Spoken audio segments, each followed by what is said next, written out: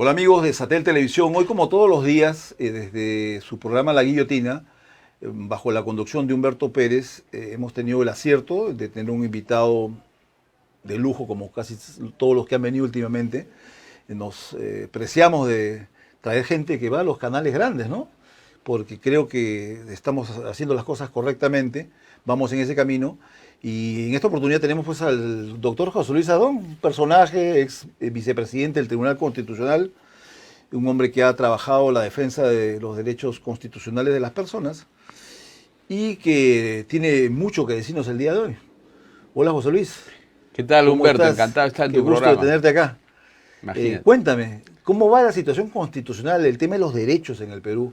¿Cómo va el tribunal en sí? ¿Qué caídas y subidas ha tenido en estos últimos años?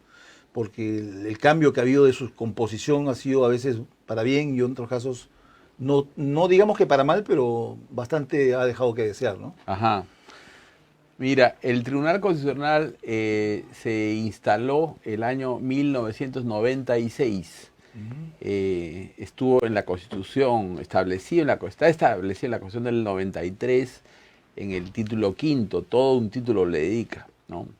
En realidad tiene una prehistoria, que es la Constitución del 79. La Constitución del 79 estableció lo que se llamó el Tribunal de Garantías Constitucionales. Y ese tribunal funcionó entre el año 81 y el 92. Fue cerrado por el Fujimori en el 92. Sin embargo, se lo repuso y de alguna manera se lo fortaleció, inclusive la Constitución del 93, por el sistema de elección que se estableció del mismo. Y luego, se instala finalmente el 96, o sea que tiene ya casi 30 años de funcionamiento, ¿no? De esos 27 años, ¿no? Yo he participado allí casi 8 años. Yo estaba ahí entre junio del 2014 y mayo del 2022, casi 8 años, ¿no? De esos 8 años, bueno, yo he estado, te diría, casi la mayor parte del tiempo, ¿no? En unas posiciones de minoría, pero en los últimos meses sí estuve en la posición de mayoría, ¿no? Por la situación que se dio, ¿no? Básicamente el fallecimiento del magistrado Carlos Ramos, ¿no?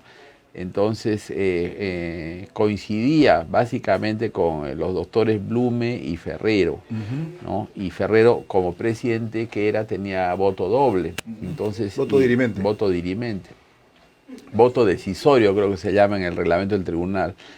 Entonces, a mi criterio, logramos corregir algunas situaciones porque habían sido graves errores previos. Por supuesto, no en todo yo estuve en desacuerdo con mis colegas de otra orientación, ¿no? En algunas cosas he coincidido, pero digamos, en el año y medio que estoy fuera de ahí, no he hecho realmente un balance así de la situación. Ha sido en muchas cosas muy frustrante para mí, ¿no? Pero en otras también satisfacciones, ¿no? Haber podido dar la batalla por la afirmación de la Constitución. Sí. Ahora, la pregunta que yo me he hecho siempre, y Sí. conversábamos en la previa sobre el tema de si es o no es necesario un tribunal constitucional, es la siguiente. ¿Por qué un puñado de personas tiene que decidir si lo que hacen 130 representantes en el Congreso es o no es constitucional? Bueno, la Constitución le da esa atribución, esa competencia al Tribunal Constitucional, ¿no? Efectivamente, en el Perú yo creo que se ha utilizado y se utiliza demasiado esa atribución, no se lo utiliza con cuidado suficiente, ¿no? Yo siempre recuerdo un artículo académico, no recuerdo el nombre del autor, pero hay algún artículo que habla sobre la contranarrativa o el contraparadigma nórdico, ¿no? Y se refiere a cómo el control de constitución en los países nórdicos, Noruega, Finlandia,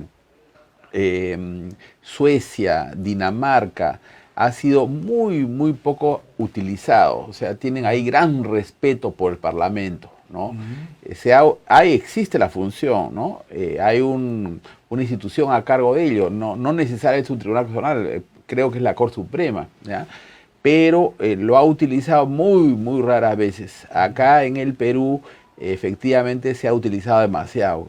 Yo comparto esa idea general que el Tribunal Constitucional le ha enmendado la plana demasiado, o sea, no siempre con suficiente ponderación, ¿no?, al Congreso. En el caso de la composición de la que yo he integrado, me parece que los dos casos más graves fueron los de la ley antitransfugismo, ¿no?, 1 y 2. Y en tercer lugar, muy cerca, también el caso de la sentencia que validó la disolución del Congreso el año 2019, ¿no? En esos tres casos yo voté en posiciones de minoría, ¿no? La ley antitransfugismo, recordemos, no fue una iniciativa de la mayoría parlamentaria en ese momento, fue una iniciativa de la Asociación Transparencia, ¿no? Que proponía que se copiara, que se estableciera una fórmula intermedia entre lo que había en España y en Colombia. En Colombia, si tú te sales de tu bancada, te tienes que ir del Parlamento. Es muy drástica el castigo. En España, si te sales de tu bancada, tienes que ir a la berlina, que le llaman el grupo mixto especial, hasta que inicie el siguiente año legislativo. Ahí puedes entrar a uno que ya existe, pero no puedes constituir uno nuevo. Esa es la fórmula que hay en España. Acá se propuso, Transparencia propuso, ¿no?, que te fueras a la berlina, al grupo mixto especial, hasta el final de la gestión parlamentaria. O sea, era más drástica que la fórmula española, pero menos drástica que la fórmula colombiana. Me parecía a mí que era razonable, ¿no? Eso fue una propuesta de transparencia, pero fue incluida en el reglamento del Congreso por la mayoría de entonces, que era la bancada fujimorista, ¿no? Y sin embargo, el sentimiento antifujimorista fue tan feroz, ¿no?, que fue impugnado eso, inclusive aplaudido por algunas de las personas que habían elaborado la propuesta en transparencia, ¿no? Y lamentablemente, pues, una mayoría de mis colegas declaró que era inconstitucional la ley antitransfugismo, con lo cual se fomentó la fragmentación legislativa, ¿no? ¿Tú recuerdas quiénes estaban componiendo el tribunal en ese momento? Sí, por supuesto. En el caso de la ley antitransfugismo 1, quienes votaron a favor de la inconstitucionalidad fueron, pues, Espinosa Saldaña, Ledesma, Ramos, Miranda y lamentablemente Óscar Urbiola, ¿no? En el primer caso. En el segundo caso ya no estaba Urbiola y lo que hicieron fue una interpretación, recurrieron también a una figura que no debió usarse para eso de ninguna manera, ¿no? Porque el reglamento del tribunal, que lo habían cambiado ellos, dicho sea de paso, permitía hacer una interpretación, pero lo que hicieron no fue interpretación, fue legislar. O sea, dijeron que si se leía de tal manera, y ahí añadieron en la norma, digamos, como 4 o 5 líneas, ¿no?, que no había manera de extraer eso de la norma, que se había corregido, y si se leía de esa manera, entonces ya resultaba constitucional. Fue muy grave esas dos sentencias, creo yo, ¿no? Y fueron expresión de hasta qué punto iba el apasionamiento político, ¿no? Y el tercer caso que te digo, que fue también muy lamentable, fue la sentencia, pues, que validó la disolución del Congreso del 30 de septiembre del 2019. Eso fue tremendamente lamentable, ¿no? Así Yo creo que en extremo, ¿no? En extremo. Porque se dio una interpretación antojadiza de la negación fáctica, ¿no? Se admitió, por un lado, en el tema de forma, se admitió esto de la denegación fáctica. El Congreso no había denegado la confianza, que no se había votado. Simplemente tenía un procedimiento. Lo había pospuesto para la tarde del día 30, ¿no? Es una cosa increíble, pero el presidente del Consejo de Ministros, Salvador Solar, irrumpió en el hemiciclo, ¿no? Donde se estaba realizando una sesión que iba a ser solo de votación. Había sido convocada así, con la anticipación que requería el reglamento. Estaba en agenda. Solamente se iba a votar. ¿Qué se iba a votar? Se iba a votar la elección de los nuevos magistrados que debían reemplazarnos a nosotros, ¿no? Que querían bloquearlo a toda costa, ¿no? Exacto. Entonces allí se presentó pues el presidente del Consejo de Ministros, se metió al hemiciclo a la fuerza de lo que se ven en las imágenes, ¿no? Uno de los congresistas le dio el uso de la palabra, le cedió el micro en realidad, y allí el ministro pues presentó la cuestión de confianza y pretendía que el Congreso detuviera lo que estaba haciendo y cambiara la agenda totalmente. O sea, fue un trato perfectamente despótico, ¿no? E inapropiado el que le dio al Congreso. Y eso, pues, por supuesto, violaba el reglamento del Congreso y violaba también la Constitución, ¿no? Es inaudito que eso haya ocurrido en el Perú, ¿no? Al Congreso, yo también soy crítico de muchas actitudes y decisiones, pero se le debe tratar con el respeto que merece su condición de institución fundamental de la democracia. El Congreso expresa el pluralismo que es consustancial a la democracia, es la idea del gobierno por deliberación. Entonces, a pesar de que esa mayoría parlamentaria ya venía en un proceso de un franco proceso de descomposición a lo que ha llegado hoy en día, ¿no? Vemos que hoy día el Congreso de la República es una especie de guarida de delincuentes, ¿no? Que no hace más que traficar influencias. Mira, yo no sería tan duro, Humberto, porque la verdad ahí hay gente también muy destacada, ¿no? Y que está haciendo una buena labor. Entonces, la cuestión es que el Congreso se puede y se debe mejorar su sistema de elección y su funcionamiento, pero la crítica al Congreso debe ser hecha con el cuidado debido, porque es la institución que representa la democracia, ¿no? Implica el pluralismo. Eso es lo esencial del Congreso. O sea, que tú llegarías solamente al nivel de denominar a lo que pasa en el Perú una oclocracia y no una democracia. Bueno, no sería tan duro. Yo lo que creo es que sí creo definitivamente que hay que mejorar el sistema de elección del Congreso, la composición, ¿no? Yo estoy pues en esta comisión consultiva de la Presidencia de la República en materia constitucional, y hemos hecho una propuesta, una opinión sobre reforma política, que entiendo que en estos días, ya muy pronto se va a lanzar, ya se publicó, pero se le va a dar más impulso, ¿no? Y ojalá que tenga acogida en el Congreso, porque está avanzando el Congreso, ¿no? Digamos, en la idea del bicameralismo, por ejemplo, que es una buena idea, por supuesto. Que desgraciadamente coincide con los apetitos de muchos de quererse reelegir a través de la figura del Senado, ¿no?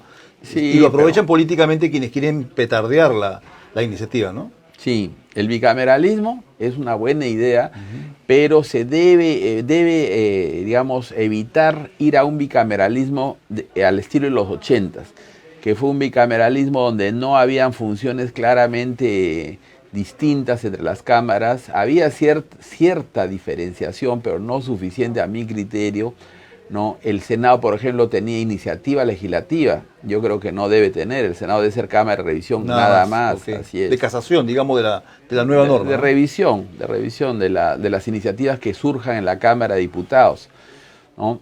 Y más allá de las funciones, lo más importante, creo, es distinguir bien el sistema de elección, ¿no?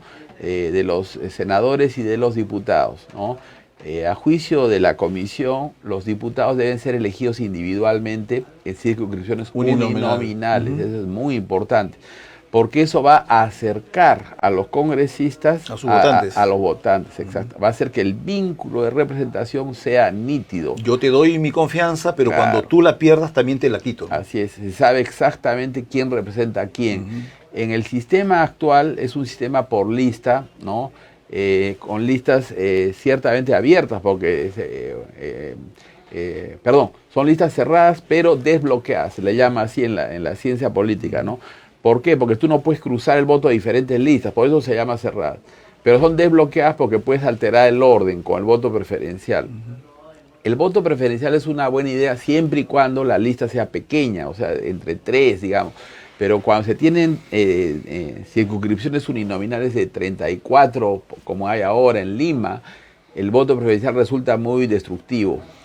Y por lo general los 34 son gente que vive o en San Isidro, o en Miraflores, o en La Molina. Entonces finalmente los distritos como San Juan del Lurigancho no tienen un solo representante, o por ahí si consiguen tener alguno es a través de la compra de su posición dentro de la lista, lo cual tú sabes que es usual en los partidos, ¿no? ¿Tú crees que el tema de fortalecimiento de los partidos políticos, de volverles a dar a ellos la responsabilidad de elegir internamente a sus representantes, va a obligarlos a que también de alguna u otra manera los controlen y vean que no cometan barbaridades como suele suceder ahora? Bueno, se había establecido en la ley de organizaciones políticas, que era la ley de partidos políticos del año 2003, se había incluido este tema de las PASO, las primarias abiertas, simultáneas y obligatorias, ¿no? Tomando el ejemplo de la Argentina. A mí me parece que era una buena idea, eso de las PASO, a pesar que no me gusta mucho que sea obligatorio, pero bueno, ya se ha llegado a un punto, digamos, y yo creo que en la Argentina se ve que han funcionado bien, ¿no? Era una buena idea. Ahora, no es la mejor manera de inducir el surgimiento de partidos políticos. Ahí hay que tener clara la idea de los partidos, ¿no? Y yo creo que el mejor pensador que ha explicado esto es Giovanni Sartori, ¿no? Sartori dice los partidos... Está presente en todo el proceso de formación de un abogado, Sartori, ¿no? Sí, dice los partidos surgen cuando hay sistemas de partidos. Y él llama sistemas a una alternancia ordenada en el poder, o sea, que entran y salen del poder. Entonces eso va moderando las conductas, ¿no? Hace que una vez que están en el poder, bueno, consideren también al adversario, no hagan lo que les da la gana, ¿no? Él contrapone los partidos modernos a las facciones premodernas, ¿no? Él era pues florentino, entonces habla como ejemplo de las facciones premodernas de los güelfos y los gibelinos, de los que habla Dante en la comedia, ¿no? Entonces él dice los partidos no son facciones, no tienen comportamiento de facciones, los partidos modernos interactúan en un sistema. Y para lograr eso, la clave es que la fragmentación legislativa sea baja, o sea, idealmente se tengan en el Parlamento dos partidos, uno de izquierda y uno de derecha, ¿no? Y también que estos se alternen en el Ejecutivo, ¿no?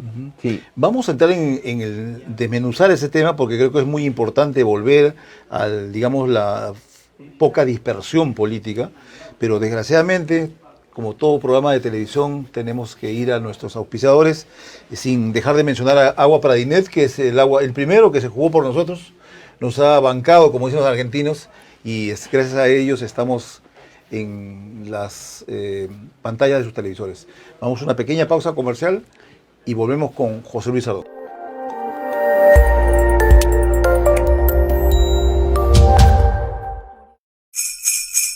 Felices fiestas les desea.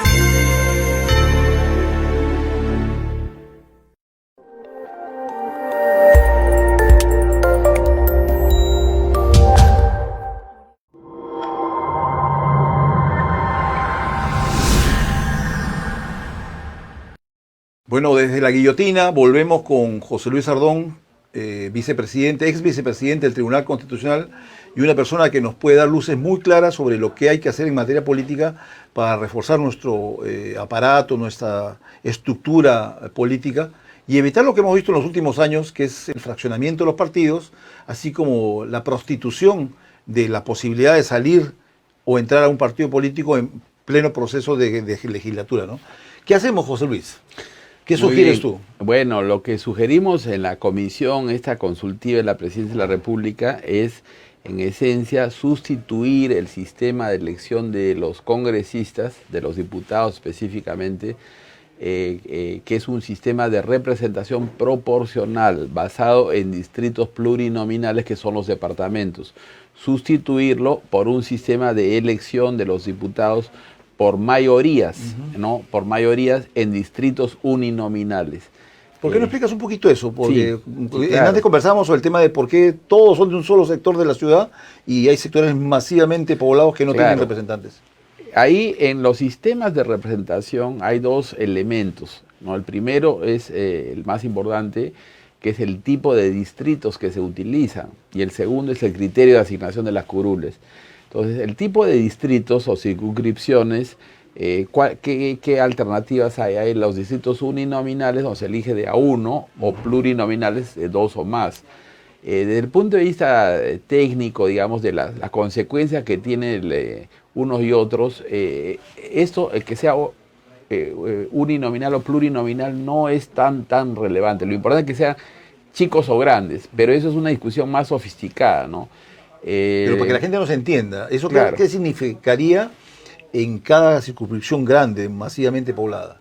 Lo que tenemos ahora es que las circunscripciones electorales son los departamentos. Cada departamento elige a un número de congresistas según su población.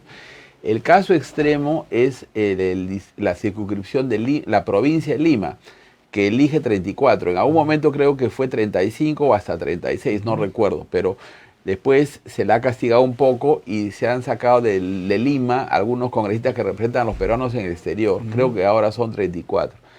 Bueno, ¿cuál es el problema de eso? El problema de eso es que hace que el vínculo de representación no sea claro, nadie sabe quién representa a quién con precisión, ¿no? Y por otro lado, que fomenta la fragmentación, o sea, permite que lleguen al Congreso muchos partidos, porque puede haber partidos que tengan una pequeña votación y sin embargo dentro de la circunscripción de Lima consiguen llegar al Parlamento, ¿no?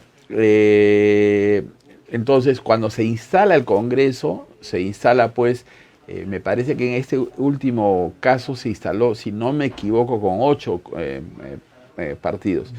Y luego, como 13, ¿no? No, así es, viene la fragmentación que sobreviene a la elección, ¿no? a la instalación del Congreso. Ese tema de la fragmentación a posteriori de la elección se puede corregir o se debe corregir con una norma como la ley antitransfugismo, ¿no? Que era una buena idea, ¿no? Sin embargo, lo más importante es que la fragmentación no sea muy alta en el momento de la instalación del Parlamento, ¿no? Y si hay algo que se sabe en ciencia política es que la manera de lograr eso es por las circunscripciones electorales, que las circunscripciones sean pequeñas, ¿no? Es cierto que si solo se dividiría la circunscripción de Lima, ¿no? En unas 7 circunscripciones de cada una, pues de alrededor de 5 congresistas, se lograría eso. Pero yo creo que si se va a hacer ya la reforma, sería mejor ir a que todo el país elija circunscripciones uninominales, porque eso daría un vínculo de representación mucho más preciso, ¿no? Y además, por supuesto, reduciría el número de partidos. Eso es la propuesta que estamos haciendo nosotros. Ahora bien, ese sistema se usa principalmente en los países anglosajones, ¿no? Como Estados Unidos, el Reino Unido, Canadá, Jamaica, etcétera, Australia. Pero la manera de asignar las curules también puede ser con diferentes criterios. O sea, nosotros estamos proponiendo el sistema de representación de mayoría absoluta, no de mayoría relativa, sino absoluta. O sea, no es el sistema anglosajón que proponemos, sino es el sistema francés. En realidad, de mayorías absolutas hay 2 opciones, la francesa y la australiana. La australiana le dicen el voto ranqueado, porque tú tienes que enumerar tus preferencias y se van haciendo varios conteos. Pero eso es muy complicado. Nos parece que lo adecuado es el sistema francés. En el sistema francés, las circunscripciones son uninominales, pero si ningún candidato obtiene la mitad más 1, hay segunda vuelta en la circunscripción. Y en la segunda vuelta participan todos los candidatos que han superado 12.5% de los votos en la primera. Entonces suelen participar 4 candidatos. Y bueno, ahí generalmente queda ya, el que saca más votos queda. Pero interesante, ¿ah? Claro. Porque de esa manera tú evitas esa... o sea, después de la primera vuelta tú limpias todo lo que, digamos, ya evidentemente por el voto del soberano, que es el pueblo, no ha adquirido la mayoría que... ¿no? Y eso permitiría que en el Parlamento hubiera 4 o 5 partidos como máximo, ¿no? Exactamente. ¿No? Con esa fórmula se lograría que hubiera unos 4 partidos, creo yo, ¿no? 2 de izquierda y 2 de derecha, y es más que suficiente, ¿no? Entonces así, la deliberación, el valor del Congreso es la deliberación. Conservadores, liberales, Claro, socialistas Pero y así es, socialdemócrata, ¿no? la deliberación para ser significativa tiene que ser acotada. O sea, tú no puedes abrir el debate a que se diga cualquier barbaridad en el Congreso. Y cuando hay una alta fragmentación, eso es lo que ocurre, que vienen posiciones extremistas. No hemos tenido y tenemos algunos payasos en el Congreso. Hay gente muy seria y muy respetable, pero es verdad también Es que hay, opacada por el... así es, que hay gente que no debería estar ahí de ninguna manera, ¿no? Que es inaceptable, ¿no? Ahí también, por supuesto, hay otras responsabilidades, ¿no? Por ejemplo, yo me atrevo a señalar acá que no se puede permitir que participen en las elecciones partidos que abiertamente proponen o lanzan propuestas inconstitucionales, ¿no? O violentistas. O violentistas, claro. En las últimas elecciones del 2021 hubo 2 partidos que en su programa de gobierno inscrito ante el jurado de las elecciones proponían la Asamblea Constituyente. Eso pues es inaceptable, ¿no? ¿Qué opinas tú de la proscripción del comunismo? Yo no estoy de acuerdo, en países que han sufrido No, eso en no carne es- propia eso. No, lo más importante es que se respete la Constitución, o sea, y eso implica, un partido puede proponer una reforma constitucional y hasta un cambio constitucional, pero tiene que ser a través del Congreso, porque así lo establece el artículo ¿Y 206. qué opinas de aquellos partidos que llegan con una plataforma y terminan haciendo otra cosa cuando están en el gobierno? ¿No crees tú que, por ejemplo, el tema del endeudamiento público debería ser algo que esté en el plan de gobierno?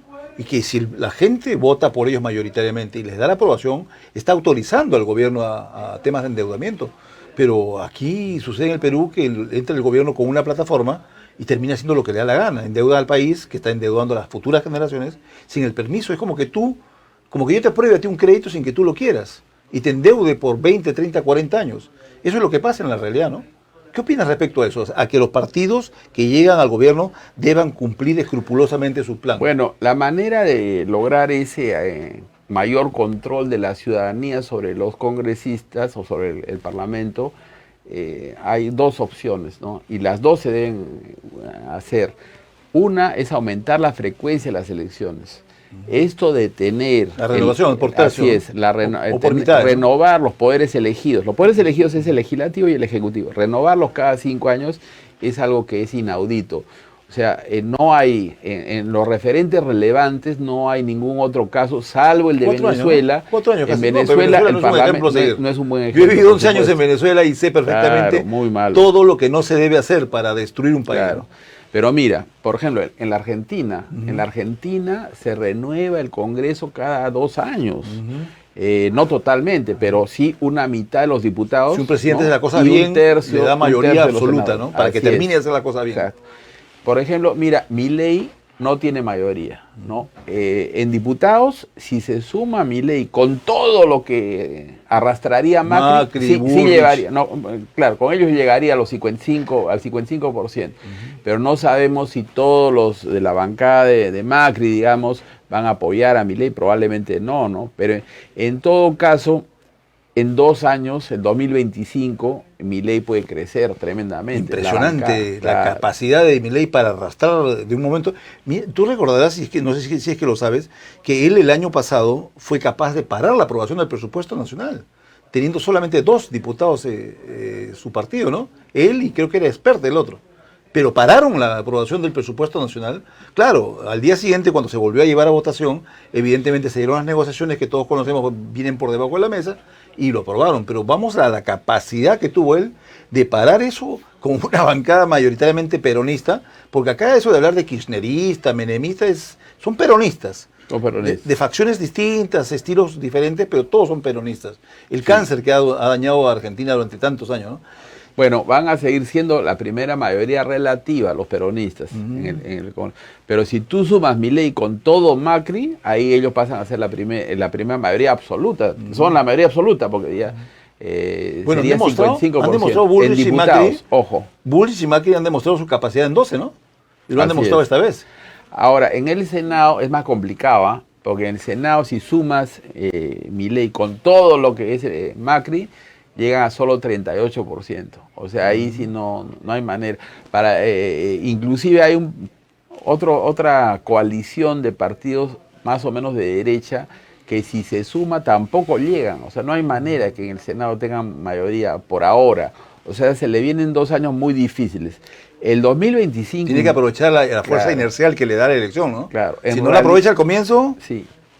En realidad el 2025 se va a renovar la mitad de los diputados y un tercio de los senadores. Inclusive, si saca todos los senadores el partido de Milei, no va a llegar a la mayoría el 2025. Pero ya se acercaría mucho más. O sea, y con una alianza con lo que haya de la agrupación de Macri o Bullrich, ya podría estar mucho mejor. ¿qué situación. mecanismos constitucionales tendría Milei para Entonces, resolver ese problema? Como acá, por ejemplo, el cierre del Congreso. No, allá no puede hacer eso. Lo que tiene que hacer es simplemente dar Convencerlos. la batalla, Y claro. convencerlos. La presión Así pública. es, la presión de la opinión pública. Lo principalísimo, evidentemente, es la liberalización de todos los precios en la economía argentina, ¿no? Y que se vean los resultados Y rápidamente. especialmente el precio más importante de todos, que es el tipo de cambio. Eso que tengan veintitantos tipos de cambio, pues es infame, ¿no? El tipo de cambio tiene que ser libre, o sea, un tipo de cambio de mercado como es en el Perú. Y no artificial como Venezuela. Yo recuerdo que Chávez decía, porque yo he vivido allá, decía, tenemos los sueldos más altos de América Latina. Y era porque él utilizaba el tipo de cambio controlado. Evidentemente, al dividirse salían un montón de dólares. $500, decía, es el sueldo de un profesor, cuando en realidad no era la verdad. Porque si tú lo llevas al precio real del mercado, veías que no era más que $30, $40 el sueldo de un profesor, ¿no? Esas economías controladas son las que generan este tipo de distorsiones y otras cosas más que ya te contaré, cómo ellos distribuían. Por ejemplo, ellos exportaban petróleo, y esto de repente tú no lo sabías, exportaban petróleo y cuando llegaban los dólares le entregaban a terceros vía mercado negro el cambio, pero ingresaban a las arcas del Estado, del gobierno, el valor multiplicado por el tipo de cambio controlado que ellos tenían. De manera que de los 3/3, un tercio entraba a las arcas del Estado, un tercio se iba en subsidiar, porque yo he vivido en un país tremendamente subsidiado, y un tercio, discúlpame la expresión, se lo tiraban ellos. Y es por eso que hay 1.000 millonarias fortunas de varios jerarcas del gobierno venezolano fuera del país. Y esto suele suceder en casi todos estos regímenes, ¿no? Por supuesto, siempre cuando hay una gran cantidad de tipos de cambio, la gente al llegar al gobierno se forra. Se entera, ¿no? se entera cuándo va a cambiar. Basta que le pasen el dato. Como pues, en la época de Alan García con el dólar MOC, ¿no? Así es, eso fue lo gravísimo que pasó en el Perú, ¿no? Que llegamos a tener acá más tipos de cambio. Creo que según un recuento que hizo alguna vez Jorge Chávez Álvarez, él hablaba que habíamos llegado a tener cerca de 60 tipos de cambio. Era infame, ¿no? Pero la gente al llegar al gobierno que tenía información, ahí se forraron. Yo fui gerente de agencia de un banco en ese entonces, con Alan García, en la época que Ocoña era pues un hormiguero de negocios, y yo recuerdo cuando algunos gerentes nos llamaban y nos decían, mira, dale sobregiro en soles a fulano de tal. Entonces con esos soles compraba dólares, porque sabían ya que al día siguiente o a los 2 días el tipo de cambio iba a subir. De manera que cuando esos soles convertidos a dólares se producía el alza, ellos vendían los dólares en el mercado negro, pagaban la deuda en soles y les quedaba un margen enorme porque las subidas eran pues muy duras. Y eso era básicamente de manejo político. Los únicos que sabían cuándo iba a subir el dólar eran el presidente, el ministro de Economía y el presidente del Banco Central de Reserva, ¿no? Inclusive el presidente del Banco Central de Reserva hasta el último momento, ¿no? Entonces ahí se hicieron fortunas enormes. Yo lo viví en carne propia, yo lo vi. Cómo nos manoseaban. Claro, no debe haber ¿no? política cambiaria, eso es una barbaridad. Ahora, acá en el Perú tenemos un tipo de cambio libre, ¿no? Pero no totalmente. O sea, hay lo que le llaman la flotación sucia. Porque cuando ellos quieren salir a bajar el precio del dólar, salen a vender, y cuando quieren subirlo, salen a comprar. En algunas ocasiones benefician a los exportadores y en otras a los importadores. Pero esa es la presión que los segmentos económicos del país hacen para conseguir ese tipo de beneficios, ¿no? No hay que olvidar lo que pasó el año 2006. Yo me acuerdo que el día que cerró el plazo para inscribir las planchas presidenciales, en enero del 2006, probablemente haya sido el 6 de enero del 2006, no recuerdo exactamente, pero el dólar se disparó. ¿Por qué se disparó? Porque se inscribió Humala. ¿Ya? Y el Humala del 2006 era mucho más radical que el Humala del 2011, ¿no? Era el Humala que venía con el apoyo de Chávez, después vino con apoyo de Lula. Terminó siendo una mantequilla. Pero el ¿no? 2006, ¿no? Era un mensaje muy radical el de Humala. Entonces el mercado se asustó y se disparó el tipo de cambio. ¿Y qué hizo el Banco Central de Reserva? ¿no? Que si mal no recuerdo, el presidente interino era Oscar Dancourt, ¿no? Profesor de la Universidad Católica. ¿No? Y el vicepresidente era Gonzalo García Núñez, creo que se apellidaba. Caviarones, hambre, ¿no? Que era no solo eso, sino que era el candidato a la primera vicepresidencia con Humala. Entonces el Banco Central salió a apaciguar al mercado, ¿no? Y vendió... Claro, la única forma era vender. Claro, dólares. Pero no logró. No, sí bajó el tipo de cambio, entonces se Pero ¿cuántas reservas habrán quemado, no? Y así se maquilló el impacto que había tenido la inscripción de la candidatura a Humala. Eso en el mediano plazo jugó a favor de Humala y Humala así al final terminó siendo presidente en 2011, ¿no? Y bueno, eso ha tenido una serie de consecuencias para el país, ¿no? Yo sé que tú Entonces, yo creo que hubiera sido mejor dejar nomás que realmente la economía peruana registrara el golpe que era la inscripción de la candidatura de Humala en 2006, ¿no? O sea que en resumidas cuentas, inclusive esta política de flotación sucia, así, tiene consecuencias políticas en el mediano y largo plazo que a veces no las evaluamos suficientemente, ¿no? ¿Tú estarías de acuerdo entonces en eliminar el Banco Central? Bueno. Como Panamá. Ahí viene lo siguiente, ¿no? Milei tiene lecturas de Mises, ¿no? Y toda la escuela austríaca, la idea central de la escuela austríaca, la propuesta central de la escuela es el retorno al patrón de oro, ¿no? Que es el mejor freno que puede haber a la emisión de moneda. ¿Por qué ha propuesto dolarizar y no ir al patrón de oro? ¿Por qué? Muy bien. Porque ahí viene ya la idea hayekiana, ¿no? Hayek es una versión, digamos, más moderada del pensamiento de Mises, y Hayek pensaba que si ya existe, si la banca central está por todas las partes, entonces la competencia entre monedas puede disciplinar la emisión de moneda. Entonces, inclusive, por ejemplo, economistas austríacos, europeos como Jesús Huerta de Soto, ¿no? Creen que el second best es el euro, en el caso español, porque el euro ha impedido que haya política monetaria en España. Y allí la única alternativa que queda para el tema macroeconómico es la disciplina fiscal, ¿no?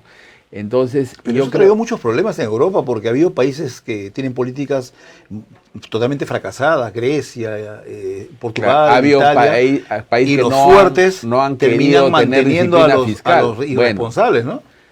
Y han tenido que ir en su ayuda. Por eso que Alemania, por eso que Inglaterra se salió, ¿no? Y por eso que Alemania siempre reclama a aquellos como especie de cargo de conciencia por lo que pasó en la Segunda Guerra Mundial, terminan siempre manteniendo a los ociosos. Milei, ¿no? estaba al inicio en sus primeros incursiones en la política, en la idea misiana de eliminar el Banco Central. Después ha dado marcha atrás y habla de la dolarización, que sería algo equivalente a la creación de la zona del euro en Europa, ¿no? Donde ya no habrían políticas monetarias nacionales, ¿no? Como un second best, digamos. Sí. Yo siempre me he preguntado... Acá, el problema que tenemos nosotros es un problema que te digo, muy sui generis, que es el siguiente, ¿no? Y es que el Banco Central, en términos generales, se ha comportado bien en el Perú. O sea, la política monetaria está muy bien llevada, incluyendo la política de cambiar, salvo los episodios estos del 2006, ¿no? Hubo una etapa ahí donde el Banco Central no estuvo bien llevado, ¿no? Pero en general sí se ha portado bien, inclusive muy bien, ¿no? Y hasta cierto punto, en gran medida, eso ha sido por la presidencia de Julio Velarde, ¿no? Ahora, yo no sé qué vamos a hacer cuando tengamos a Julio, ¿no? Por eso a veces sería mejor no tener el BCR, ¿no? Ahora, yo siempre me he preguntado una cosa, ¿por qué todas las regiones del país piden ser declarados zona de libre comercio, zona franca? ¿No será que tendríamos que convertir a todo el Perú en una gran zona franca como es Singapur, por ejemplo? De manera que las inversiones fluyan tremendamente, arreglar el tema de la legislación laboral, arreglar el problema de la inseguridad ciudadana, ordenar el Poder Judicial, darle una calidad, digamos, de magistrado, porque hoy en día desgraciadamente la realidad es que los magistrados en el Poder Judicial pues son mercenarios, ¿no? Esa es desgraciadamente yo tengo que hablar en términos generales porque hablo de la mayoría. Todo el mundo sabe que para poder conseguir un resultado en el Poder Judicial, pues tiene que bajarse de la mula, como dicen en Venezuela, ¿no? Entonces, la pregunta principal es esa. ¿Por qué nos convertimos al Perú en una gran zona franca? En lugar que se convierte en una perita en dulce. Por ejemplo, en China, todas las importaciones están conducidas a la producción, están liberadas de impuestos, ¿no? Totalmente. Yo te diría lo siguiente, mira, el gran modelo económico que mejor predice el desempeño económico de los países, creo yo, es el índice de libertad económica, ¿no? Y desde el año 95 hay 2 estudios anuales, ¿no? Uno que se hace en los Estados Unidos, otro en Canadá, que miden la libertad económica, ¿no?, en el mundo. El de los Estados Unidos lo hace la Heritage con el Wall Street Journal y el de Canadá lo hace el Fraser Institute con el Cato Institute de Estados Unidos, ¿no? Bueno, y los dos tienen 5 componentes que son más o menos parecidos. Ahora, dentro de ese índice, el puntaje más alto del Perú no es la política monetaria. En política monetaria y macroeconómica, no solo monetaria, sino la macroeconomía que incluye lo fiscal y lo monetario, en eso el puntaje del Perú es muy alto, es aprobatorio y muy alto, pero no es el más alto. Pero podría ser mejor. Podría ser mejor. Me parece que estamos en 16 y pico, cerca de 17, Estamos sobre 20, en una escala vigesimal. Estamos anclados a ciertos prejuicios de orden ideológico, ¿no? Que no Pero nos permite en eso, digamos, estamos bien, tirando a muy bien. Pero hay un aspecto donde estamos muy bien. ¿Y cuál aspecto es ese? Es el aspecto de la apertura comercial. La apertura comercial es otro componente de la libertad económica. Entonces, en el Perú ahora, ¿no?, especialmente a raíz del TLC con Estados Unidos del 2007, tenemos una pequeña dispersión arancelaria, pero además muy abajo. El arancel promedio ponderal es muy bajo, ¿no? No sé exactamente cuánto es alrededor de 1%, no creo que llegue a 2%, es muy bajo. Entonces, en ese sentido, la economía peruana es una economía muy abierta. Y no solamente en cuanto a importaciones de bienes y servicios, sino sobre todo es abierta para entrar y salir de capitales, ¿no? Entonces, todavía las barreras burocráticas son un problema muy, muy grave, ¿no? Que no permite que despegue la nave, ¿no? Bueno, ese es otro componente. Aparte del componente del tema macroeconómico, que incluye lo monetario y lo fiscal, hay el tema de apertura comercial, que es el tema arancelario o paraarancelario, pero hay otros 3 componentes en los índices, ¿no? Hay uno que es a lo que tú te refieres, al tema de acceso al mercado, ¿no? Y el acceso al mercado incluye los temas administrativos, o sea, las barreras burocráticas de acceso al mercado. La seguridad ciudadana es otro gran problema, ¿no? El problema del acceso a una justicia justa también es un tema grave, ese ¿no? es el quinto componente, que es donde más débiles somos, ¿no? El aspecto más, digamos, el aspecto de la libertad económica donde estamos peor es en el aspecto del Estado de Derecho, ¿no? Que es el aspecto más institucional, ¿no? El gran problema del país, la verdad, es el Estado de Derecho, ¿no? ¿Tú crees que la educación debería pasar a manos privadas, manteniendo el subsidio del Estado a quienes evidentemente por ahora no pudieran pagarlo? Porque mira, te pongo un ejemplo. Innova School, esta gran iniciativa del grupo Intercorp, Rodríguez Pastor, vamos a mencionar el nombre de la persona que es el, digamos, inspirador aparentemente de esto, la pensión es 400 soles. Y un estudiante al Estado le cuesta 400 soles, exactamente.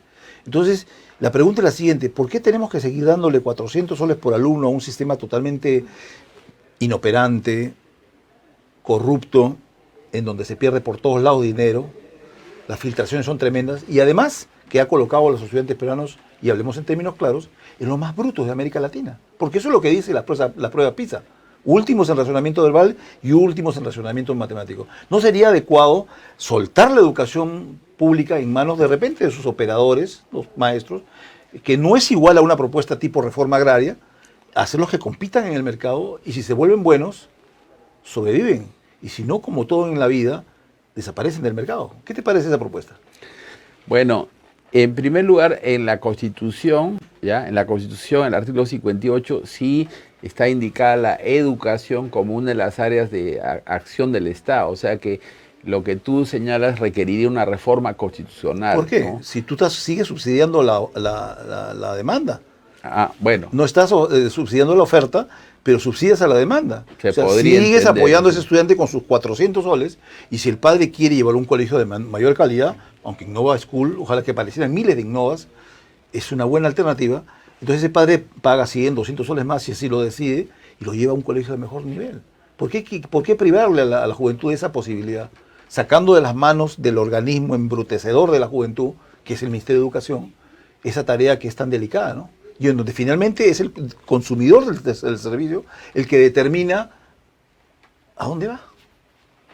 Bueno, hay que considerar siempre en la educación dos aspectos, ¿no? Yo creo que uno es muy importante, por supuesto, el primordial quizás es el acceso a la educación, y el otro es el tema de la calidad, ¿no? Entonces, en la Constitución también el capítulo de los derechos económicos sociales sí se le da un rol al Estado en relación al tema de la calidad.